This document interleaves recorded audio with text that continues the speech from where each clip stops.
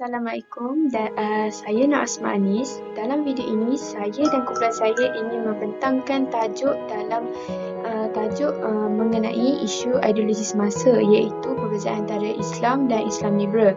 Okey, ideologi ini merupakan sistem kepercayaan yang menjadi asas kepada tingkah laku seseorang. Agama dalam Islam yang bersifatkan adil, yang bermaksud jalan dan cara hidup yang ditentukan oleh Allah Subhanahu Wa Taala dan ataupun agama yang benar. Oleh itu, dalam Islam amat menitik beratkan terhadap Islam, iman dan ihsan. Dan juga Islam juga tidak digalakkan untuk mempunyai pemikiran yang berlandaskan ideologi semasa sahaja. Manakala Islam liberal ia datang dari anasi barat, iaitu ideologi liberalism.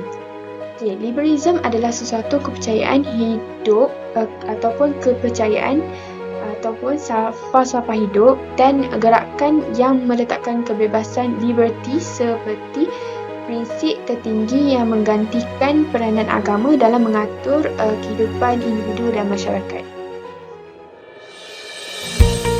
Terdapat beberapa objektif kajian kami. Yang pertama adalah bertujuan untuk mengenal pasti perbezaan antara Islam dan Islam liberal. Yang kedua, mengetahui punca kedatangan Islam liberal. Yang ketiga, mengenal pasti kesan Islam liberal dalam masyarakat Malaysia.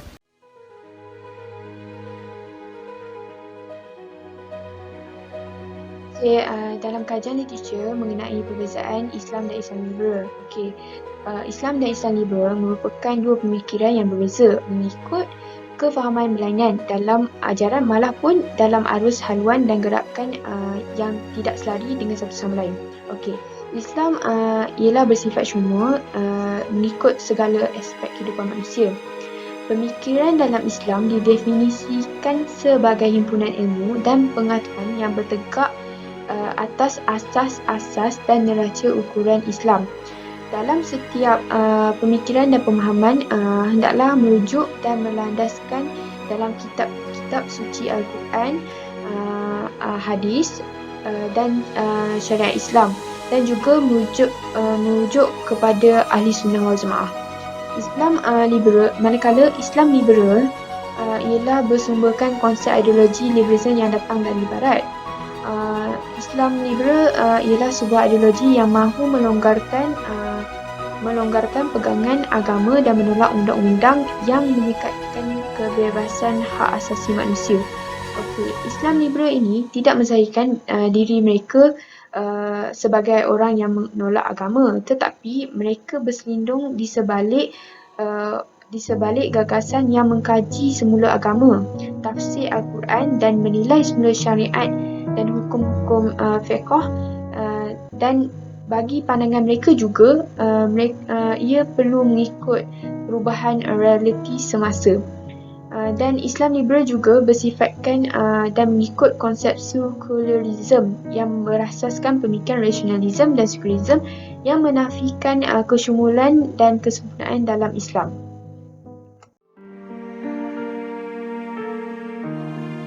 Terdapat beberapa kesan Islam liberal di Malaysia, antaranya kebebasan murtad, di mana golongan ini telah tersalah taksir akan surah Al-Baqarah yang berbunyi tidak ada paksaan dalam agama. Namun ayat ini sebenarnya ditujukan kepada golongan orang bukan Muslim. Kesan Islam liberal yang kedua ialah kebangkitan golongan LGBT, di mana golongan ini pada asalnya hanyalah golongan yang mempunyai perasaan suka sesama jantina. Namun disebabkan berlakunya hubungan sejenis, LGBT ini diharamkan. Kesan Islam liberal yang ketiga di Malaysia ialah serangan pemikiran Islam liberal terhadap media sosial, di mana media sosial pada mulanya dicipta untuk memudahkan komunikasi di dalam masyarakat kita. Namun, media sosial kini menjadi satu medium untuk menyebarkan Islam liberal ini di kalangan masyarakat kita. seperti di Facebook dan di Twitter. Kesan Islam liberal yang terakhir ialah pemakaian yang tidak mengikut syariah. Menutup aurat merupakan satu kongkongan. Ayat ini merupakan salah satu ayat Islam liberal yang disebarkan daripada anasi-anasi barat ini. Hal ini menyebabkan berlakunya trend yang tidak menutup aurat dengan sepenuhnya, seperti membentuk dan menampakkan leher dan dada. Punca penyebaran Islam liberal. Perkataan liberal itu kerap kali disalahgunakan sehingga ia lari dari maksud yang sebenar. Kini, perkataan liberal itu telah diubah maksudnya oleh golongan-golongan yang melampau. Antara punca-punca penyebaran Islam liberal ialah melalui serangan pemikiran barat. Bermula daripada penjajahan barat telah menyebabkan benih-benih pemikiran barat tersebar luas dalam kalangan masyarakat. Seterusnya ialah faktor kemunduran masyarakat Islam. Islam dianggap menjadi punca kepada kemunduran masyarakat Islam dan golongan fahaman liberal ini menganggap syariah Islam mengongkong kebebasan dalam menuju kemajuan yang ingin dicapai. Kemunculan golongan Muslim modernis radikal juga menjadi faktor penyebaran Islam liberal. Golongan ini mengkritik keras tentang perundangan syariah sehingga menyebabkan syariah Islam itu dipandang serong oleh masyarakat. Kumpulan ini juga mengkritik keras tentang institusi ulama serta peranan mereka dalam agama. Di samping itu, tercetusnya idea liberal ini juga disebabkan oleh perkembangan penulisan-penulisan liberal oleh tokoh-tokoh. Antara penulis-penulisnya ialah seperti Charles Kussman yang menerbitkan buku yang bertajuk Liberal Islam, A Source Book. Di Malaysia pula, kemunculan penulis dan penerbitan buku indie pernah menjadi isu dalam negara kita. Penerbitan buku indie ini sesetengahnya seakan menyimpang dari matlamat sebenar dan menggunakan cara tersendiri untuk menyebarkan fahaman mereka. Tidak dinafikan, golongan muda khususnya lebih gemar membaca buku terbitan ini kerana pendekatan yang berbeza dan isu yang dibahaskan adalah lebih menarik. Antara penerbitan buku indie yang diharamkan ialah seperti buku Antithesis by Benz Ali.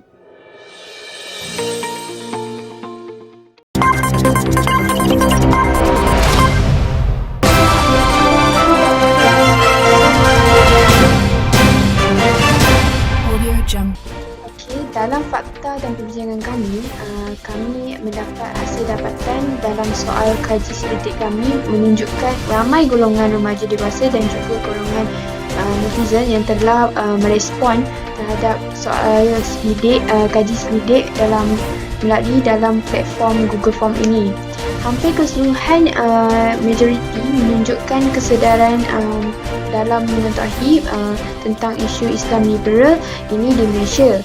Dan ada juga segelintir daripadanya tidak mengetahui hal ini. Hal ini demikian kerana mereka kurang pendedahan terhadap isu-isu ini di sekeliling mereka. Dan ini tidak menjejaskan kesemua respon kami sebab keseluruhannya menunjukkan ramai yang mengetahui hal ini.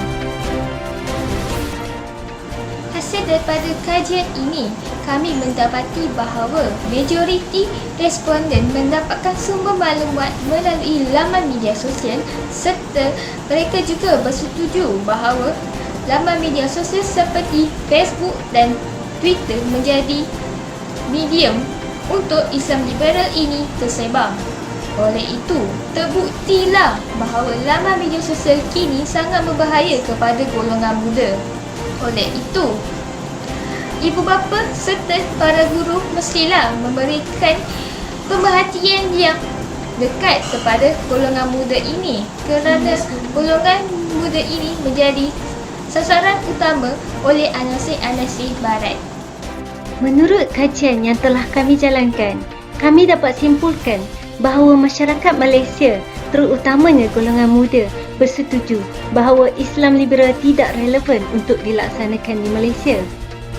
Seandainya fahaman ini diserap dalam pentadbiran negara, syariat Islam tidak lagi menjadi pengukur dan rujukan dalam undang-undang. Di samping itu, melalui kajian ini, kami mendapati majoriti masyarakat kini tidak lagi menganggap agama itu menghalang kebebasan individu. Namun begitu, terdapat segelintir yang masih beranggapan bahawa agama itu menghalang kebebasan individu dan ada sesetengahnya tidak tahu menahu akan isu Islam liberal ini. Seterusnya, majoriti responden bersetuju bahawa agama dan urusan negara tidak wajar dipisahkan. Di Malaysia khususnya, sebahagian besar perundangan dalam perlembagaan Malaysia bersumberkan agama Islam. Melalui kertas kerja yang kami telah jalankan, dapat disimpulkan bahawa pahaman Islam liberal serta pemahaman Islam adalah amat berbeza dan tidak boleh disatukan. Oleh itu, kita sebagai umat Islam, khususnya golongan muda, mestilah mengambil peranan dalam mendalami isu-isu ini supaya kita tidak mudah terpesong daripada ajaran yang sebenar. Salah fahaman dalam agama boleh menyebabkan seseorang itu terkeluar daripada Islam dan juga boleh menyebabkan perpecahan antara umat Islam.